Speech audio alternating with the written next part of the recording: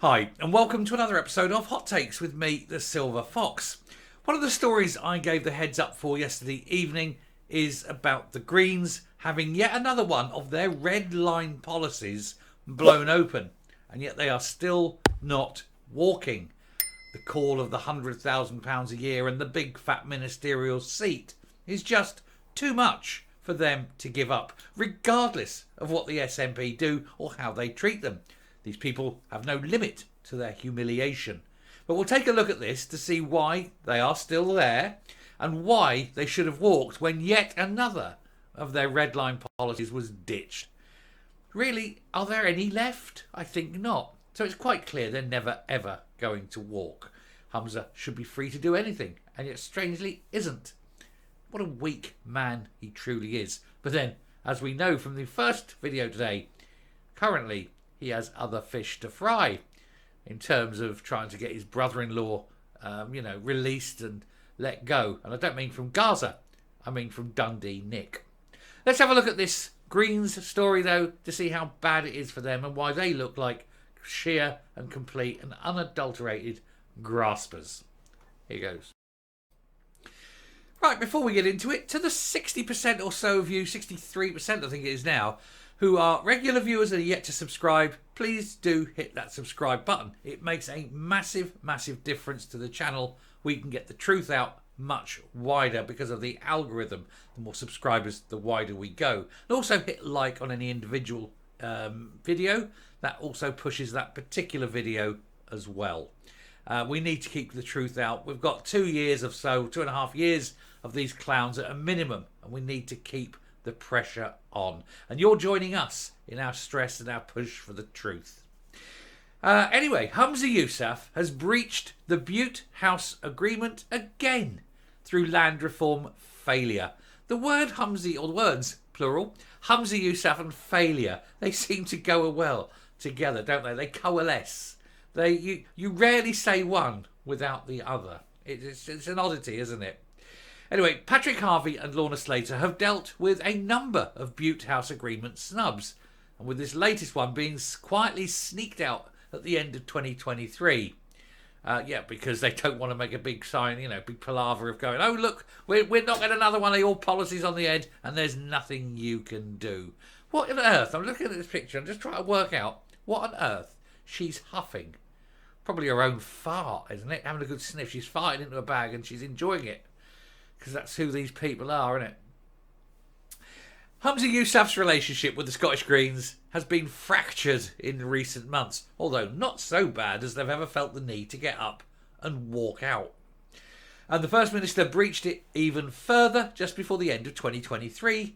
The Butte House Agreement has been littered with policy failures, and despite this, the Imp and Jeffrey have clung onto their £97,000 a year ministerial posts, grasping, gripping. You'll have to remove them with those chairs from their cold dead fingers. They're not giving up that money, they're not giving up that pension contribution, and they're certainly not giving up the trappings of power. You could do anything to them. You could humiliate them and they'd still sit there and suck it up. Especially, of course, Ross Greer, a man who will never ever have an income like this again, and for whom power will reside only until the end of this government, if it lasts that long. He will never again have this level of authority. His mummy will be very proud. She tells him so every day. Legislation has been pushed forward by the Greens, but fell by the wayside last year. This is including the deposit return scheme. What a joke that was. Highly protected marine areas. Everyone was against them. And most contentiously, the Gender Reform Recognition Act, for whom everyone who is right and decent was against. This was seen as a red line for the environmentalists, but the First Minister dropped a potential court case after a humiliating defeat at the Court of Session. He's used to those as well. I think it's 8 times now, is it? They've been to the court and 8 times they've lost on various different things that they're trying. They can't win anything, but they're never going to, are they? Because all their policies are mad. Mr. Yousaf courted controversial businessman Brian Souter, who clashed with Mr. Harvey over the campaign against teaching LGBT in schools. Souter, of course, is the only one that's got the cash to able to keep the SNP going. They're $1 million in debt. He's got a spare $1 million, and that he's of the opinion he would happily give them to him. But the cost is too much for Humza, because you know that the cost will be ditch the Greens. I think all of Scotland would be happy to see the Greens ditched. They just wouldn't be happy to see the SNP back flush with funds. Although, given how much we suspect they've stolen, you'd wonder where the money's gone. Anyway, the Scottish Daily Express can reveal that another aspect of the 2021 deal, which was signed by Nicola Sturgeon, was quietly broken by the SNP executive at the end of 2023. Well, promises are like pie crusts, aren't they? They're meant to be broken, and Sturgeon would know she'd break most of them. This is about land reform, with a long-awaited bill being meant to have been published last year. Now, I'm going to go into the land bill when we get to this bit, because there is something I do feel needs to be said, but we will come to this.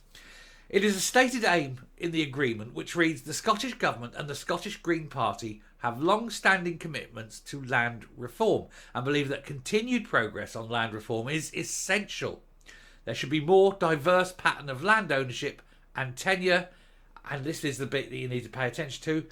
A significantly higher proportion of land should be owned in Scotland by the communities that live and work there, as well as land held for the public good by the public sector.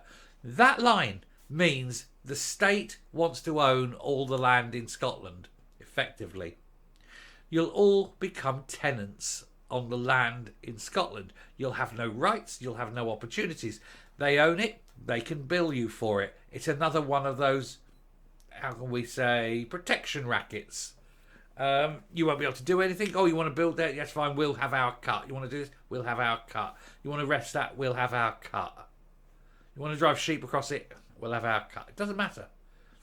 They've got this resource. They don't like private ownership.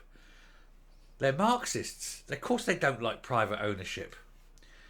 Anyway, we therefore, they say, agree that there shall be wide-ranging consultation on land reform proposals with a spectrum of stakeholders for inclusion in a land reform bill to be introduced by the end of 2023.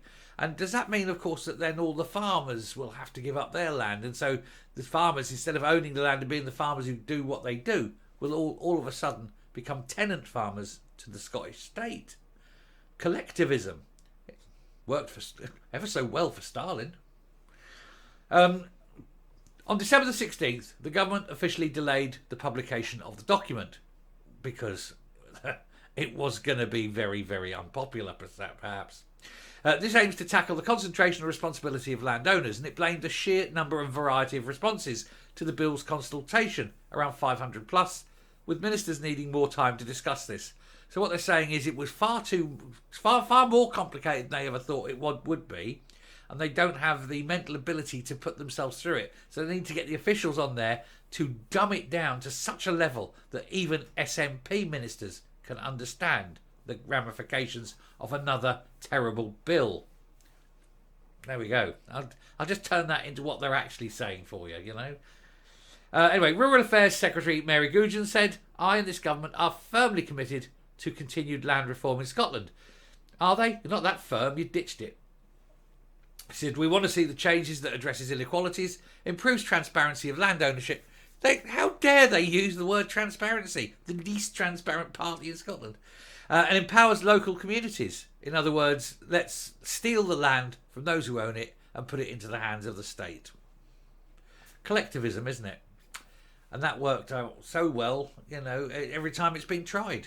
It's no different. It's the clearing of the Glens all over again, isn't it? That's what this is. It's the clearing of the Glens by a Marxist party that wants a one-party independent state, almost akin to North Korea, where everything is owned by the state and there's no private ownership of anything. I mean, it's becoming clearer and clearer and clearer. And you're still getting morons voting for this because they seem to think that it's a good idea. But then they've probably never read a history book, have they? I'm coming up. Can you imagine Humza Yousaf, the morning after the independence referendum, and Scotland's voted for independence, and he'll be out on the balcony waving a tentacle and announcing his new, first of many 5-year plans. And there it goes. Collectivism. All the farms belong to the state. All the land belongs to the state. all the people belong to the state. And why not? They're already pushing for all the children to belong to the state, aren't they? Done that video the other day. So why should anything else be safe? Thankfully, of course, independence is never going to happen. But it would be utter chaos if it did, wouldn't it? Can you imagine this lot of Marxists totally ruining, well, what's left of Scotland? I'll stop there. Thank you very much for watching. Do please hit that subscribe button. Massively helps the channel. Till next time, stay safe, stay well, and I will speak to you later. Bye.